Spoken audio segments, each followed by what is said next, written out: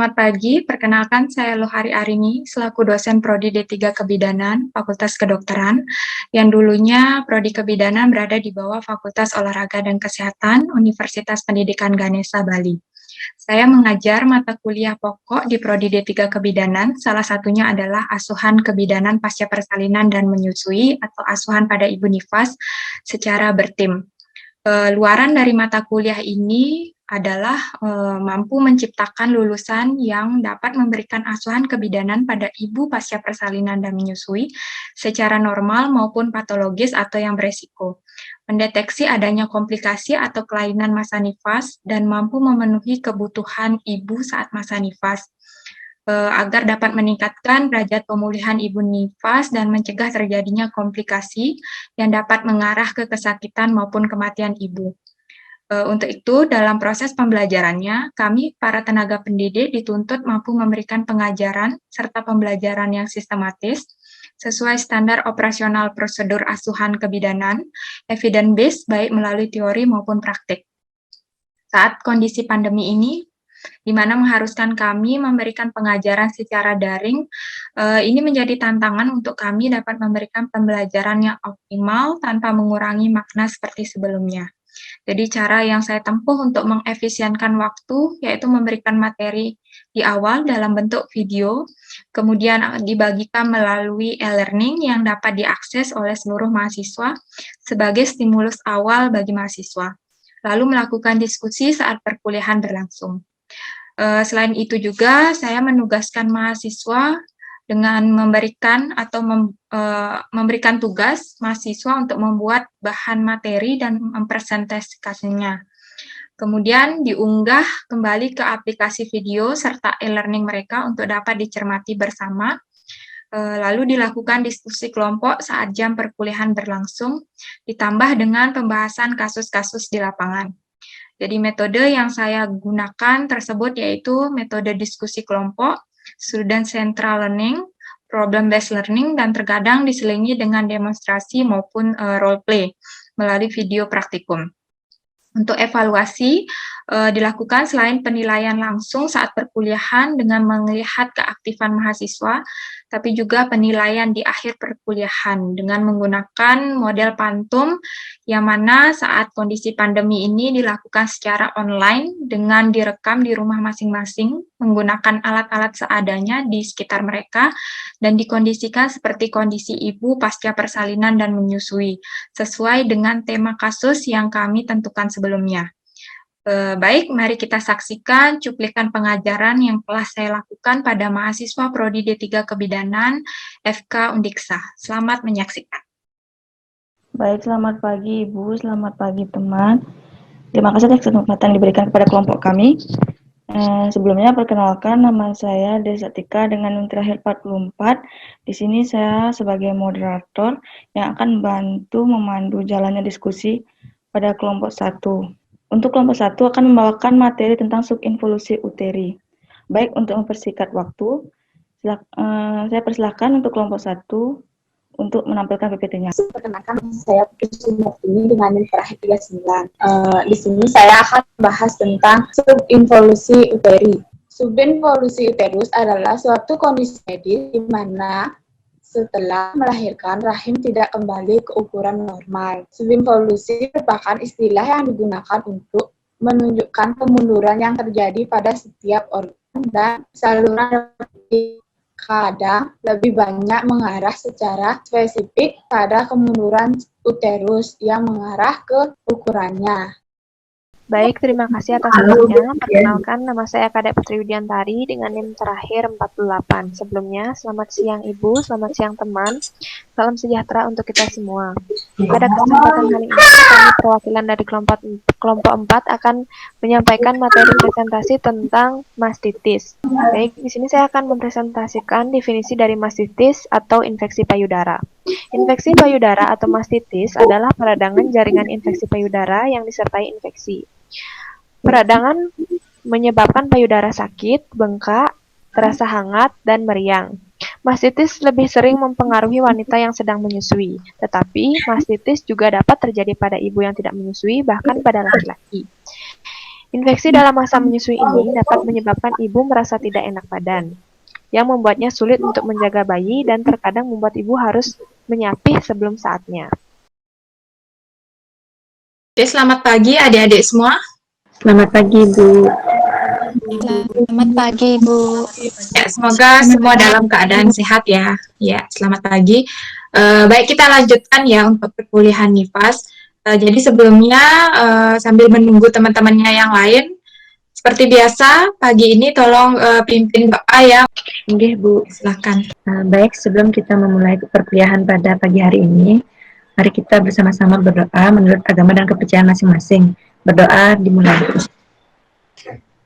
Berdoa selesai. Untuk perkuliahan hari ini, seperti janji saya kemarin, ya saya kan sudah materi sudah, kalian sudah ini mengirimkan materi-materi tugas ya untuk deteksi komplikasi masa nifas. Ya, jadi sekarang kita hanya diskusi saja. Jadi tolong untuk setiap kelompok, saya kan sudah mempersiapkan ya. Setiap kelompok tolong dibuka untuk diskusinya, terkait submateri dari deteksi komplikasi pada masa nifas. Nanti setelah kita kalian tanya jawab, nanti ada soal kasus dari saya. Semoga sudah buka SSU-nya ya. Ya, semoga sudah. Di situ ada 2 file yang saya kirimkan. Ada soal deteksi komplikasi dan ada soal aspek nifas. Nah, soal-soal seperti soal aspek nifas itu biasanya muncul ketika nanti ujian PPK. Ujian PPK biasanya kalian diberikan soal stasi nifas, misalnya soalnya seperti itu, apa yang akan kalian lakukan? Ya, pendidikan kesehatan apa yang akan kalian lakukan, kalian berikan pada pasien. Biasanya seperti itu. Jadi untuk gambaran aja ke kalian. Jadi sebelum kita bahas itu, kita tanya jawab aja dulu mengenai materi dari komplikasi masa nifas. Jika nanti ada hal yang keliru atau hal yang kalian bingung, itu kita diskusikan sama-sama. Jadi silahkan ya setiap kelompok untuk ini pertanyaan ataupun ini dari teman-temannya. Ya, saran, masukan boleh. Seperti itu. Silahkan ya. Boleh dibantu moderator, boleh. Ini sipannya. Baik, selamat pagi Ibu, selamat pagi teman. Perkenalkan saya Made Purnamia Sriwayuni dengan NIM terakhir 26. Di sini saya sebagai moderator yang akan mengatur jalannya sesi tanya jawab pada pagi hari ini. Sebelumnya saya akan memberitahukan bahwa di sini pada sesi tanya jawab setiap kelompok akan memiliki 2 penanya. Untuk memanfaatkan waktu yang ada, di sini saya akan mulai untuk kelompok 1. Baik, saya akan mulai sesi tanya jawab yang pada kelompok 1. Untuk teman-teman yang ingin bertanya, bisa menghidupkan mikrofonnya. Persilakan untuk teman-teman yang ingin bertanya. Perkenalkan, saya Kiran Listiantari dengan NIM terakhir 40. Di sini saya akan bertanya kepada kelompok 1. Kenapa miom menjadi penyebab dari subinvolusi uteri? Subinvolusi ya. Subinvolusi. Ya. Subinvolusi. Baik, terima kasih untuk Kiran Listiantari. Untuk kelompok 1, apakah mendengar dengan jelas pertanyaan dari Kiran? Sudah nih teman. Oke, selanjutnya untuk penanya yang kedua, dipersilakan jika yang bertanya ke kelompok 1. Ya, sebentar. Kalian sudah baca kan ya PPT teman-temannya, tidak hanya punya kalian sendiri ya, tetapi kalian harus tahu itu kan materi jadi satu, deteksi komplikasi masa nifas. Nggak mungkin kalau misalnya kalian cuma tugasnya infeksi nifas misalnya, seperti itu. Kalian cuma tahu infeksi nifas, tidak seperti itu ya, tetapi semuanya. Karena nanti ini kan mendeteksi bagaimana ciri-cirinya. Misalnya infeksi nifas ciri-cirinya apa, bendungan ASI atau bendungan payudara ciri-cirinya apa. Sehingga kalian mampu mendeteksi dari ciri-cirinya, dari tanda-tandanya, kemudian kalian bisa mencegah menjadi yang lebih serius lagi. Misalnya di bendungan payudara, kalau kalian tidak tahu tanda-tandanya, gimana nanti kalian mau mencegah kan? Sehingga ini perlunya deteksi. Kalian sudah tahu nih tanda-tanda ciri-cirinya. Cegah jangan sampai terjadi mastitis atau jangan sampai terjadi abses payudara. Seperti itu. Gitu kan untuk mengetahui tanda-tandanya. Ya kan? Terus pencegahan juga perlu. Misalnya bagaimana kalian nantinya memberikan KIE kepada pasien, jangan sampai terjadi bendungan payudara, misalnya jangan sampai terjadi infeksi nifas, KIE untuk pencegahan. Kalau sudah terjadi, apa tindakan kalian untuk mengatasinya? Kalau misalnya bendungan payudara kan bisa melakukan perawatan payudara, tergantung masalahnya. Kalau ada lecet, bagaimana penanganannya? Kalau infeksi nifas, bagaimana yang harus kalian lakukan baik mandiri, kolaborasi maupun rujukan. Kan itu intinya dari materi ini gitu loh. Saya harapkan kalian semua mencari materinya dan ini kan dibagi per kelompok. Kelompok lain itu bisa membaca materi temannya. Sekarang didiskusikan apa hal-hal yang kalian bingungkan gitu loh. Dari materi, dari paparan temannya itu. Apa mungkin kalian punya pendapat, punya saran yang berbeda, atau mungkin punya pengalaman yang berbeda mengenai hal tersebut. Ya, tidak harus pertanyaan, pernyataan juga boleh, pendapat kalian juga boleh. Di sini kan bebas-bebas aja mau berpendapat ya. Nanti kita diskusikan sama-sama, kalau ada yang perlu saya luruskan. Ya, supaya nggak ini gitu lah, nggak mati diskusinya. Ya, silakan. Saya kembalikan ke moderator. Untuk teman-teman yang ingin bertanya ke kelompok 2, saya persilakan untuk menghidupkan mikrofonnya. Terima kasih. Baik, terima kasih atas kesempatannya. Di sini saya akan bertanya kepada kelompok 2. Sebelumnya, perkenalkan nama saya Sania Paina Anelombek dengan NIM terakhir 34. Untuk pertanyaannya, apa perbedaan pembendungan ASI dengan mastitis? Baik, untuk kelompok 2, apakah pertanyaan dari Sania sudah jelas? Sudah, Nika. Selanjutnya untuk teman-teman yang ingin bertanya ke kelompok 2, saya persilakan untuk menghidupkan mikrofonnya. Baik, terima kasih atas kesempatannya. Perkenalkan, nama saya Niko Mangkri Indriani dengan NIM terakhir 18. Di sini saya ingin bertanya kepada kelompok 2. Cara mencegah bendungan ASI salah satunya yaitu pijat punggung bagian belakang. Apakah ada hubungannya memijat bagian punggung belakang dengan adanya bendungan ASI? Baik, terima kasih. Untuk kelompok 2, apakah jelas pertanyaan dari Komang Tri Indrayani? Sudah jelas, teman. Baik, terima kasih. Selanjutnya untuk kelompok 3, saya buka sesi tanya jawabnya. Untuk teman-teman yang ingin bertanya, saya persilakan. Baik, terima kasih atas waktunya. Perkenalkan, saya Kadek Putri Widiantari dengan NIM terakhir 48. Di sini saya akan bertanya kepada kelompok 3, apakah bayi yang mengalami tongiti atau lidah terikat itu adalah hal yang fisiologis, sehingga hal tersebut bisa menyebabkan puting susu ibu menjadi lecet? Baik, terima kasih. Untuk kelompok 3, apakah sudah jelas pertanyaan dari Putri? Sudah, Nika, teman. Baik, selanjutnya untuk penanya untuk kelompok 3, saya persilakan untuk teman-teman menghidupkan mikrofonnya. Terima kasih. Baik, terima kasih atas kesempatannya. Perkenalkan, nama saya Madita Suaryani dengan NIM terakhir 14. Di sini saya akan bertanya kepada kelompok 3, yaitu salah satu cara untuk mengatasi puting susu yang lecet tersebut adalah dengan memberikan pelembab. Nah, bagaimana cara yang tepat dalam pemberian pelembab tersebut? Kemudian, apakah tidak berdampak pada bayi saat bayi tersebut menghisap puting susu ibu? Baik, terima kasih. Apakah untuk kelompok 3 sudah jelas pertanyaan dari Ita? Sudah, Nika, teman. Oke, terima kasih. Selanjutnya untuk kelompok 4, saya buka sesi tanya jawabnya. Untuk teman-teman yang ingin bertanya, saya persilakan menghidupkan mikrofonnya. Baik, untuk kelompok 7, apakah sudah jelas pertanyaan dari Devi? Sudah, teman.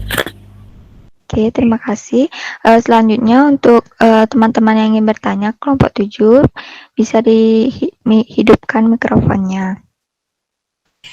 Baik, terima kasih atas waktunya. Perkenalkan, nama saya Ibu Sri Wijayanti Anida dengan NIM terakhir 08. Di sini saya akan bertanya kepada kelompok 7. Seperti yang sudah ditampilkan di PPT terkait cara pencegahan infeksi selama persalinan, yaitu dengan membatasi masuknya kuman atau bakteri. Bagaimana kita tahu kuman atau bakteri masuk selama persalinan? Dan bagaimana cara kita untuk mencegah masuknya kuman atau bakteri selama persalinan? Untuk para penanya, yang pertama dari kelompok 1. Untuk kelompok 1, apakah sudah siap untuk memberikan jawaban untuk teman-teman yang bertanya? Sudah, teman. Baik, di sini saya perkenalkan. Baik, terima kasih atas kesempatannya. Perkenalkan, nama saya Niko Matalandari dengan yang terakhir 46. Di sini saya akan jawab pertanyaan dari Kiran Listiantari. Pertanyaannya yaitu, kenapa mioma menjadi penyebab dari subinvolusi uteri? Jadi, mioma uteri merupakan tumor jinak yang berasal dari otot polos rahim. Sedangkan proses involusi memerlukan otot polos untuk menunjang proses kontraksi.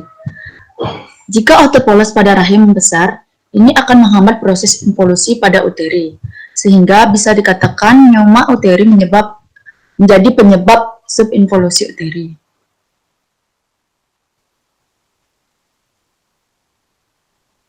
Apakah bisa diterima?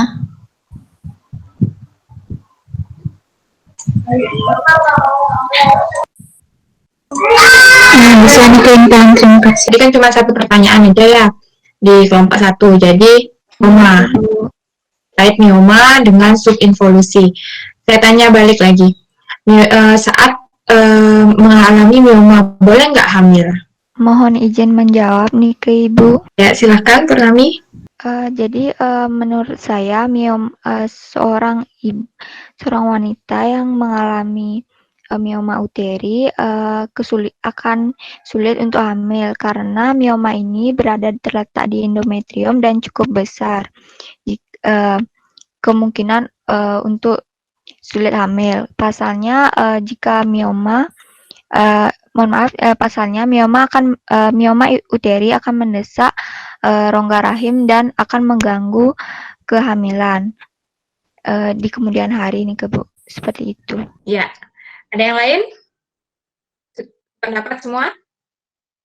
Apakah ada yang punya pendapat berbeda? Jadi seperti itu ya. Kalau misalnya dia hamil kemudian dengan mioma uteri, itu akan mendesak. Biasanya juga kejadian infertilitas itu disebabkan karena mioma uteri. Kalau misalnya dia sudah hamil, kemudian diketahui ada mioma, kemudian miomanya ini cenderung akan membesar biasanya, apalagi kalau ada hormon estrogen. Estrogen itu kan memicu pertumbuhan jaringan ya, sedangkan saat hamil pasti estrogennya meningkat kan dari HCG, dari plasenta.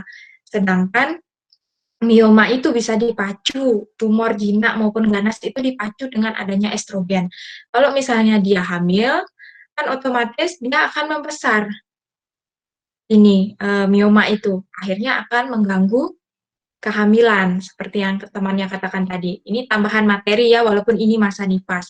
Kemudian setelah masuk masa nifas, saat itu ada mioma lagi, pastinya akan mengganggu kontraksi. Karena di situ ada benda asing kan, mioma ini bisa saja membesar. Walaupun sifatnya jinak. Ya, mioma ini jinak, bukan ganas, bukan karsinoma. Kalau tumor ganas akan menjadi kanker itu namanya karsinoma. Kalau mioma itu cenderung jinak, tapi bisa saja membesar. Ya, membesar itu kalau dia akhirnya menghalangi kontraksi, otomatis subinvolusi lah yang terjadi. Nggak bisa kontraksi, nggak bisa terjadi involusi, gitu. Karena dia pastinya ada benda asing gimana mau berkontraksi. Harusnya di dalam rahim itu jangankan ada mioma ya, ada res plasenta. Tahu res plasenta? Sisa plasenta, ya, ada sisa plasenta nggak bersih keluar ketika kelahiran plasenta, ada darah yang masih ada di rahim, itu nggak bisa berkontraksi dengan bagus. sehingga bisa saja TFU-nya tinggi, lokeanya terus lokia statis, rubra aja terus, merah aja terus. TFU tinggi. Itu tanda-tanda subinvolusi, pastinya ada demam juga ya. Dengan adanya mioma pastinya mengganggu. Ya, itu tambahan sedikit ya dari saya. Nah, tadi pertanyaan yang pertama mengenai tongwiti ya, di mana lidah bayi itu tidak mampu bergerak leluasa ya, atau frenulumnya pendek, lidahnya pendek. Itu sudah bagus tadi penjelasannya. Pastinya akan berpengaruh ya dengan proses laktasi. Nah, pencegahannya ini, bukan pencegahan ya, penanganan. Karena tongwiti kan nggak bisa dicegah, ini merupakan kelainan kongenital. Ya, mungkin pastinya pencegahan saat hamil. Ya, jangan sampai terjadi kelainan kongenital, ya pastinya nutrisi dibaguskan dan sebagainya. Itu saya rasa sudah kalian pelajari di aspek kehamilan. Jadi ada di supermarket itu ya, sekarang teknologi sudah semakin canggih, jadi botol langsung tidak, di atasnya itu tidak empeng sedotan, seperti puting, itu tidak seperti itu, tetapi di atas botol susu itu ada sendok, jadi sendoknya lentur. Ya, itu pernah saya lihat, jadi bisa disarankan pasiennya untuk memberikan ASI dengan botol tersebut.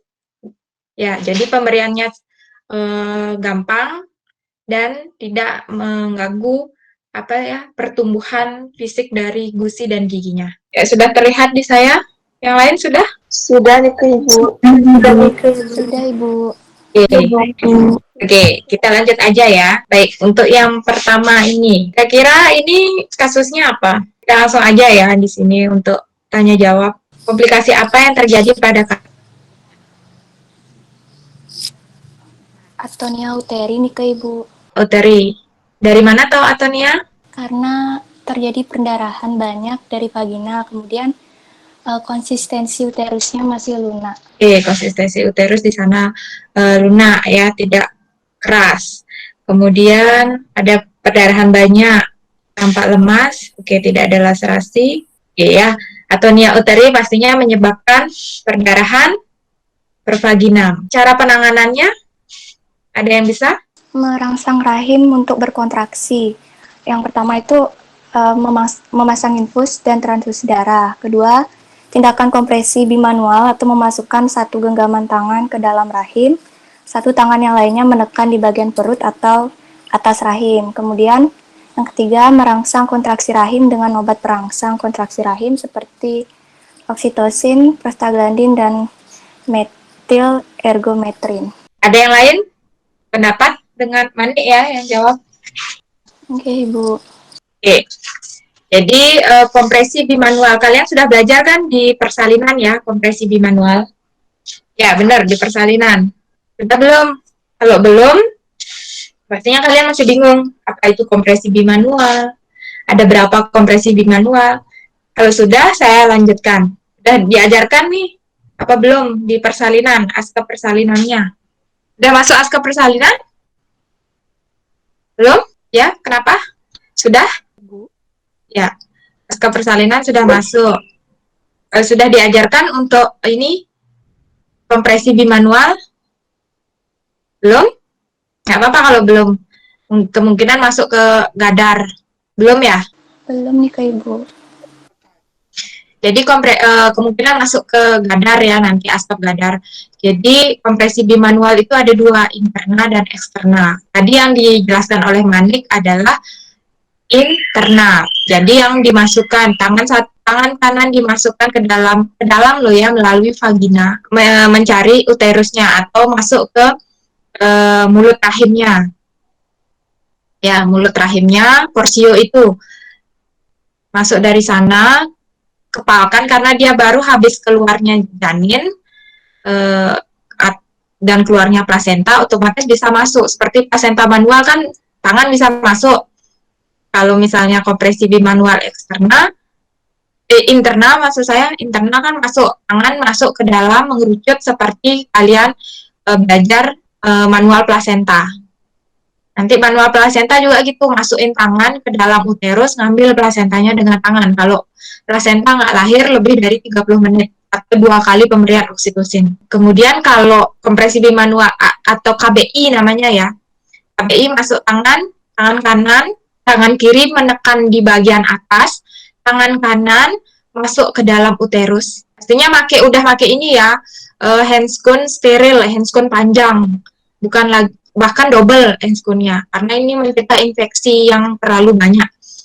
Masuk tangan yang di dalam, tangan kanan yang di dalam mengepal, tangan yang di luar itu nanti diharapkan tangan yang di luar, tangan kiri yang di luar itu menggenggam tangan kanan kalian yang ada di dalam uterus, digenggam, diremas seperti itu, jadi ditekan.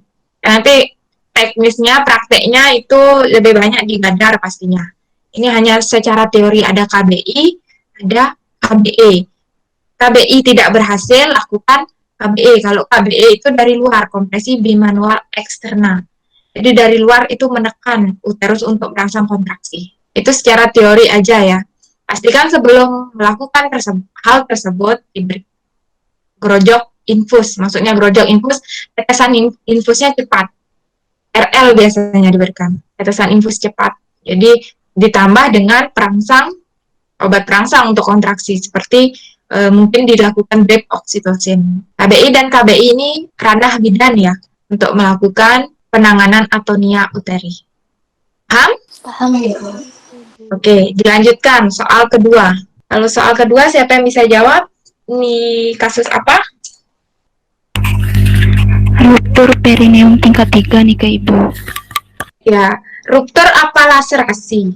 Laserasi ya, bedakan laserasi dengan ruptur.